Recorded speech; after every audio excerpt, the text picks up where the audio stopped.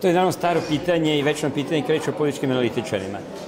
Potpuno je jasno da svako ima neke svoje simpatije, antipatije i neka svoje uverenja. Ja uvijek to poredim sa poslom fudbalskog sudije. Fudbalski sudija može da ima neko svoje shvatanje fudbalske igre, može da ima i neki tim na koji navija od detinjstva, ali on mora da poštuje pravila igre. I na taj isti način, znači ja moram da poštujem pravila političke igre, političkog fair playa, i mislim da se toga držim i ja i moje kolege iz Nove srpske političke misli. Ali tu ima i levih i desnih, ima i monarhista i republikanaca, ima i globalista i antiglobalista i svi ti tekstovi, znači svi ti stavovi mogu da nađu i nalaze svoje mesto na našim stranicama.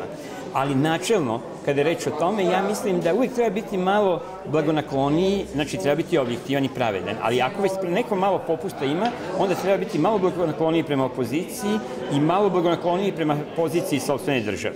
To ne znači da nekritički branimo poziciju sopstvene države, još manje poziciju opozicije. Ali mnogo mi je, kako rekao, nečasno mi deluje, iako vidim da se mnogi na taj način ponašaju, da uvijek podržavaju vlast i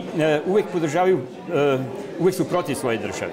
Dakle, treba biti kritičan kao i prema sopstvenoj deci, tako pogotovo prema sopstvenom narodu, treba ukazivati na njegove greške, ali prosto ne volim, mislim da je loše i da to dugoročno ne može da opstane ni takav narod, ni takva država gde dominira negativni stav, gde dominiraju negativni stereotipi prema sebi, odnosno prema svom narodu i svojoj državi.